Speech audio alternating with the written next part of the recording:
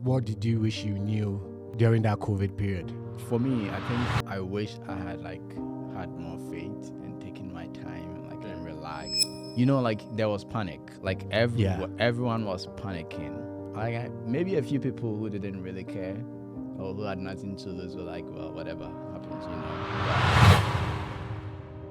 During times when things happen and people panic, how do we succeed?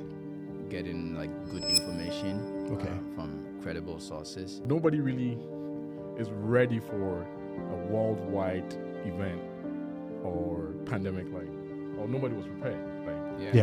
Because it just started. I think it was like a rumor, and by the time we realized school, don't come to class and all that.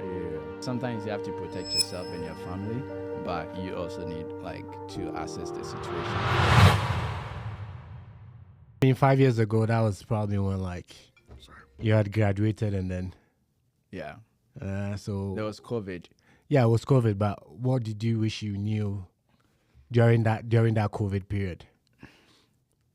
I think, for me, I think I wish I had had more faith and taken my time and relax, because it felt like everything was going to end. I felt like everything was going to end Before COVID.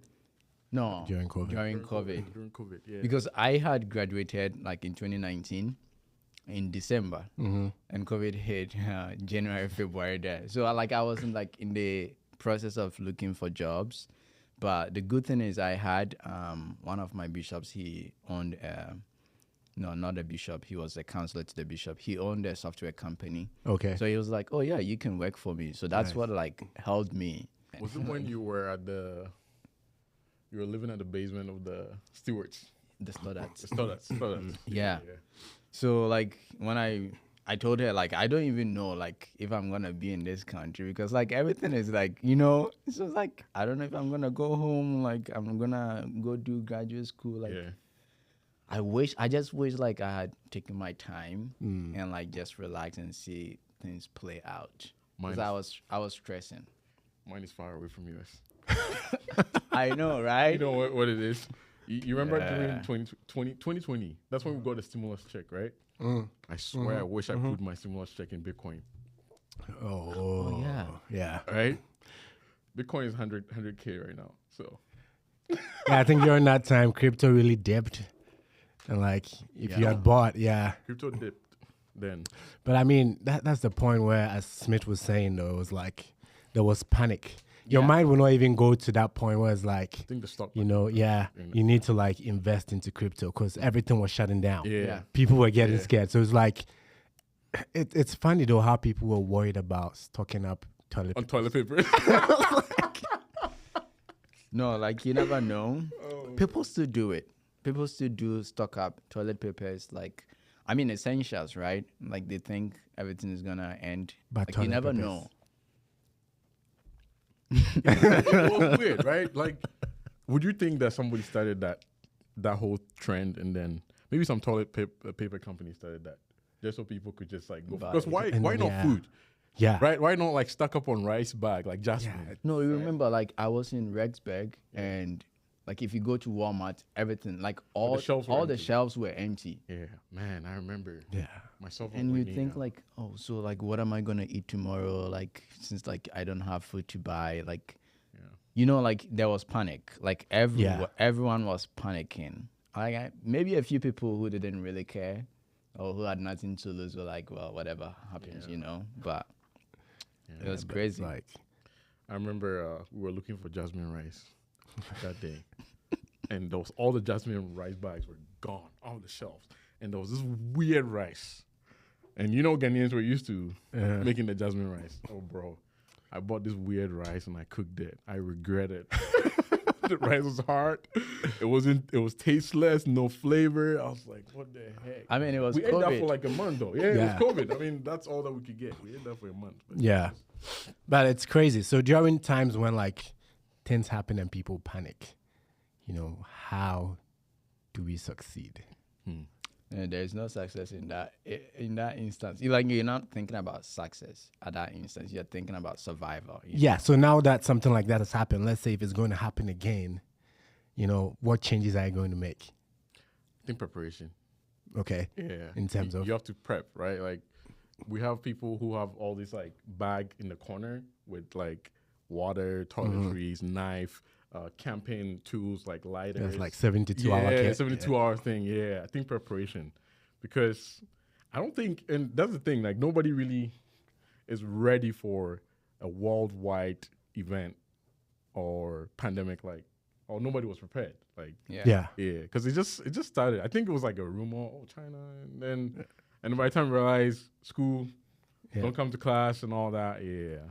How do you prepare? That's a big question. I think education is also very important. Like getting like good information from credible sources, because we're getting contradictory messages even from the CDC, right?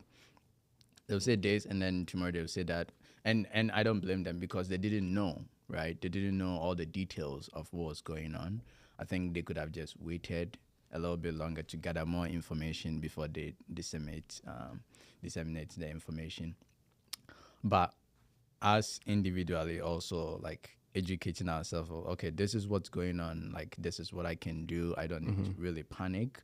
That also helps with as part of the preparation, instead of just like thinking, well, this is the end of the world. I think getting some survival skills Yeah, is true. very, very important. And that's exactly what I was thinking about, because it's like you'll be able to sit down and plan and put things in place, right, and get ready for it. But also remember, in other states, there were people breaking into other people's homes. True. And stealing, their storage. Yeah, True. it was happening. It's more like the purge. Yeah. So it's like being able to have the survival skills. Yeah. Like being able to also like make sure your house is like badged and no one can break in, and steal what you have stored. Yeah, it's insane. So does that mean that you guys are gonna have a carry? I don't know. You don't really need that. You don't need that. Yeah. Someone breaks into your house right now. Well, he's hungry. The person is hungry. Like, if there is food, we'll share it. You'll be surprised what people will do for it. Oh yeah. Yeah, but like if you're putting me at risk, if you're coming to take my food and you're actually going to like put me at risk too, in addition, then we're gonna sort it out. How? At that point. There are so many ways. It's not I'm like, see, it's good to prepare. Yeah, it's good Yeah. to prepare and also like have good thoughts that, okay, I'm doing this not just for myself and my family, but also if other people need it in my community and maybe people come into my home, I can, share it with them. But then you also need to think the other side of things. Not everyone will come in nicely that you'll be able to share. People will come in just to loot. Of course, yes. Yeah. Yeah. And they may even end up hurting you. Yeah. But I think, usually, like officers have made like split-second mistakes because, that's how they are trained to like respond to like situation that could quickly escalate. But I think like sometimes you just need to take your time to analyze the situation. Like you don't have all the time in the world, but like you can't just jump into conclusion, like I see people breaking into people's house during that condition as people who are also trying to survive, right? They don't have the intention to come and just kill you. No, if you want to survive, why are you breaking into somebody's home? If you want to survive in the first place, why didn't you plan? Why didn't you prepare? They didn't. Yes, They so didn't plan. I don't think you want So to now survive. that they have the necessity, If you are breaking into someone's home, it's necessary to like, okay, I don't have anything. Wow, I didn't prepare. See, Let me go and in check Ghana, this place. in Ghana, if that happens, if someone comes to your house, oh, you're hungry, they'll feed you. But here, you know how they draw hard lines when when it comes to crossing your boundaries. trespassing. Don't trespass. Right, in Ghana, oh, some like bring you in, let you sit down. In Ghana, they catch thieves and they're like, oh, he's hungry. And let's give him and they food. give them food. Right? But here, no. Yeah. They won't even like spare. They're just like, The cops will just be there in a Yeah. second. Yeah, I am very adamant when it comes to like guns and like how it's used here. Yeah. I mean, we don't have to go into that debate. Yeah. But like, sometimes you have to protect yourself and your family, but you also need like to assess the situation first before you jump into conclusion. Yeah. So what would be the basic survival skills that, say, if there's an outbreak, let's say an Ebola outbreak happens, what are some of the things that we need to do then, like key to be ready, to succeed, in surviving? I mean, I don't have the answer to that question, but I have some few ideas, things that, so like, in Ghana, I don't know if you guys did scouting, but like we had Boy Scouts in our ward, and like they teach you all these survival skills, like what you can do in the bush, like learning how to, like, you don't know when this will happen, or if it's in the winter, learning how to set fire, and like packing like blankets. These are just simple basic things, like having like medical supplies. So kind of camping. Yeah, camping, having medical supplies somewhere in your house, like first aid, box. Filling it up like periodically. Also having some food storage. That's very important, because food is, if you don't eat, you can't survive, basically. So more like canned foods. Yeah, and then you also like need to learn how to sieve or like filter water, or like with just basic stuff like clean clothes. You can put it on top of a bottle and then just filter the water. Do you guys remember? These are like simple things that you can do. Do you guys remember when we were in high school in Ghana, junior high school or primary? They taught us about the soil layer and how you use that to filter water. Yeah. So those are some of the things that you can do, but also learning how to stay warm and hydrated. Especially here, that's like deserty, like you need to learn how, like, and also educating yourself about like poisonous fruits and non-poisonous, like edible fruits and food. Like you can just go into the wild and eat something when you don't have food at home, And herbs. Yeah. Medicinal herbs. Yeah, those are some of the things that you can do to survive up to some point. I mean, all that you shared, it's good things to consider, right? But still, it's not really stuff that, let's say, you're going to use to protect yourself. Those are all things that will help you sustain yourself, not protect yourself. I feel when it comes to protecting yourself, you need to look at your home, where you and your family live currently. You need to assess if there are any easy breaking points that people will come into, and make sure that that place has been strengthened. You need to plan ahead.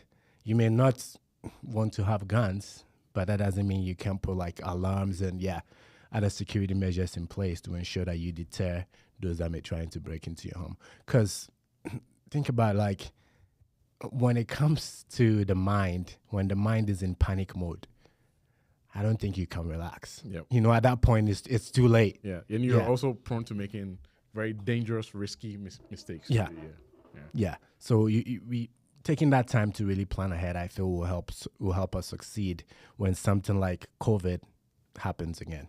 I think the COVID really showed us how fragile and how unprepared we were.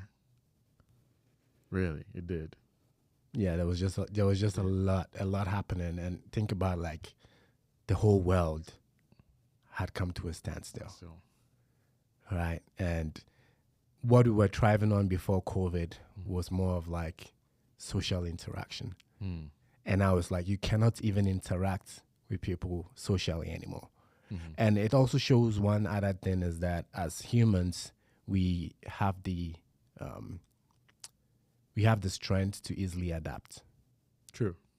Yeah. True. But some people were going crazy inside though. Yeah, they were. Yeah. But think about it, like everything could have just automatically collapsed. But then we found ways to make sure that things were still moving. And then new ways of doing things came up. And so it's strange, how when we are pushed against the wall, we can be able to come up with new ideas. So do you think as humans we get too comfortable then? Because like I feel like there was a lot of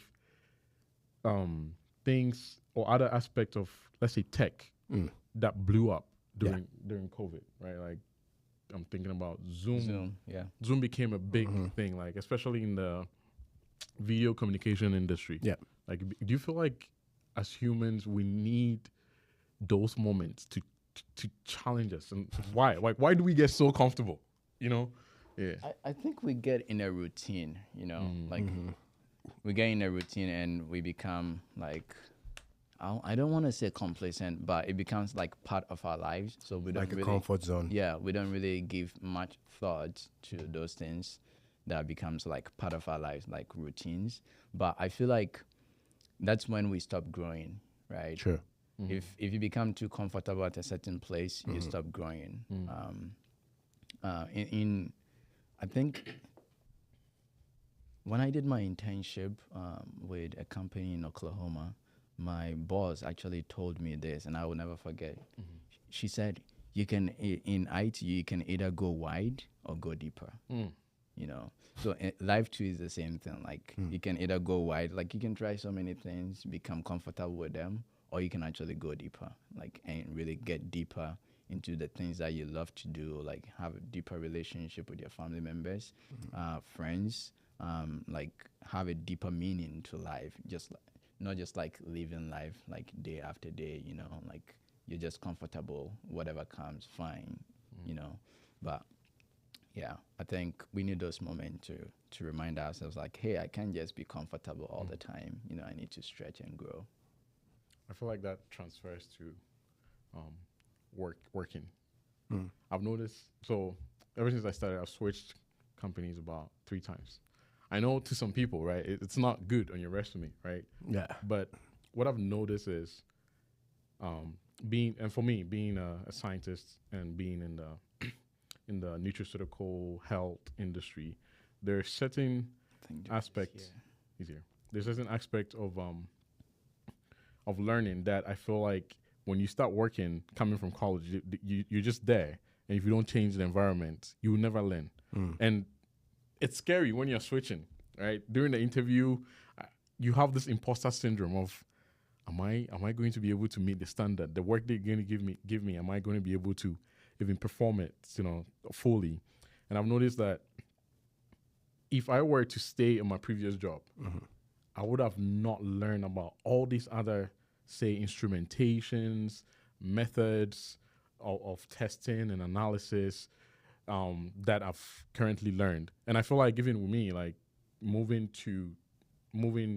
switching companies, has that challenge that I faced has made me very experienced. Oftentimes when I meet people in the field, they're like, how do you know how to use this instrument? How do you know how to run this test? How do you know? It's because I did not stay at one place, right? It was scary switching, but I did not stay at one place. But my question is, say you find a job that is a little bit higher than you. Do you push and pretend you can do it just to challenge yourself to do it and grow and be able to take the opportunity to learn in that field? Or do you say, well, I cannot do it, and so you just like stay there, stay where you are? I know we've had several conversations about this when I was talking about how to say no to grow, to actually become successful. And then also Ken gave an example last episode talking about how he took on challenges and his boss thought like he knew everything, right, you know.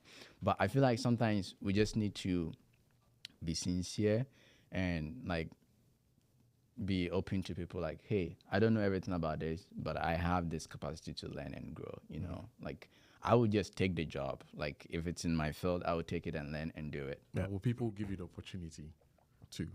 I don't know if you guys seen this reel or meme where this guy said he was an IT expert or something. He was offered the job and he was sweating. I don't know if you've seen that. No one. They were asking him like a lot of questions. Like, will people give you the opportunity to grow? Yeah, I feel the opportunity will come, and it depends on how you accept it, right? You can look at kind of like your career or like your growth trajectory, and then determine and say, okay, I feel I'll be able to get to this within like 6 months. I feel like this is like a 2-year thing for me. You know, I may not be given that time to reach there, right? And so you assess yourself first, and then take those opportunities that will help you on your growth path. Because, remember, you can't run faster than you have strength, right? But also you want to challenge yourself as well. And so put timelines in place for yourself and say, within 6 months, I want to be able to achieve this. And if an opportunity comes for you to be able to do that within those 6 months, take that opportunity, challenge yourself, and work towards it, right? Someone told me preparation meeting opportunities lack. Yeah. That's true. Yeah, but I think this conversation is really interesting. We should continue it. But something that I want to say before we end, sometimes we think that we can't do anything or we can't do certain things, but the human brain is very powerful. It can adapt to any situation. Like, you'll be surprised. And sometimes I just see myself as a child of God. And if God was able to do all the things around us, I have some potential. Yeah. So I won't just like back out when a challenge comes. I'll go deeper and find some strength. That's dope. It's good. I like that. Yeah. This has been the Success Mindset podcast. Today we're just having a conversation about COVID and what we can learn from the lessons that we can learn from that. Yeah. I was here with Ken and Richard. All right. Make sure you subscribe. Until then, we'll see you again.